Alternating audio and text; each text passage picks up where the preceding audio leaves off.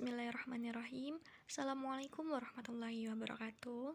Gimana semua kabarnya? Semoga kita semua selalu baik dan dalam lindungan Allah Subhanahu wa taala.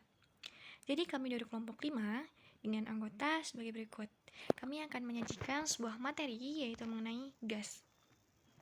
Jadi teman-teman semua bisa kita garis bawahi bahwa yang dimaksud gas di sini bukanlah bahan bakar yang biasa kita gunakan sebagai alat masak di dapur, melainkan gas adalah singkatan dari General Adaptation Syndrome. Nah, apa sih General Adaptation Syndrome?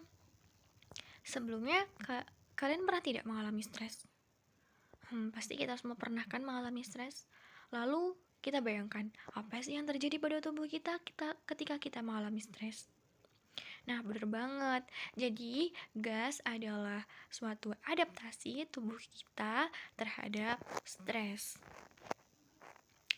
Lalu, gas ini terbagi menjadi 3 tahapan atau 3 fase. Yang pertama adalah fase alarm reaction atau tanda bahaya atau juga reaksi alami. Jadi, pada tahap yang pertama ini adalah tahap ketika kita pertama kali mengalami stres. Keadaan tubuh kita akan menjadi abnormal.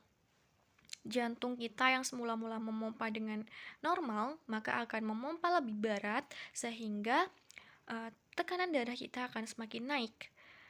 Dan juga hormon adrenalin di dalam tubuh kita akan meningkat sehingga kita akan mengalami stres dan juga emosi. Lalu pada fase yang kedua adalah fase stage of resistance atau perlawanan. Jadi pada fase ini saya akan membagi menjadi 2 cabang.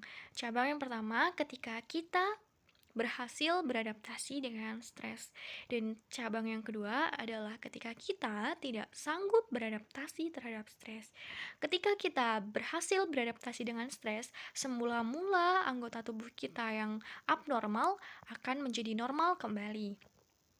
Kemudian, ketika kita tidak sanggup beradaptasi dengan stres, maka kita akan masuk ke fase yang ketiga, yaitu stage of exhaustion, atau kita akan kelelahan.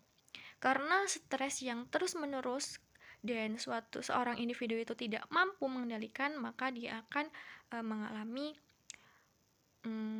tidak percaya diri, patah semangat, dan dia merasa tidak bisa apa-apa lagi. Lalu, jenis stres terhadap reaksi-reaksi yang ditimbulkan. Nah, yang pertama itu adalah eustress. Eustress ini adalah reaksi positif teman-teman, yaitu ketika kita berhasil beradaptasi dengan stres, kita akan lebih semangat dalam menjalani kehidupan kita, dan kita akan semakin termotivasi. Kemudian, distress. Distress ini adalah kebalikan dari eustress, yaitu ketika kita tidak bisa beradaptasi dengan stres, maka kita akan merasa tidak percaya diri tadi. Kemudian adalah hyperstress. Jadi, kita tahu hyper adalah suatu hal yang berlebihan, jadi kita mengalami stres yang sangat berlebihan. Pada kasus hyperstress, karena individu itu sudah tidak mampu lagi dalam mengendalikan stres, sampai-sampai stresnya berlebihan, ada sebuah kasus individu itu melakukan bunuh diri karena dia sudah tidak sanggup lagi menjalani hidupnya karena stres. Yang terakhir adalah hipostress. Hipostress yaitu suatu keadaan di mana tubuh kita kekurangan stres. Baik teman-teman, cukup sekian, semoga bermanfaat dan kita bisa mengendalikan stres. Saya akhiri. Wassalamualaikum warahmatullahi wabarakatuh.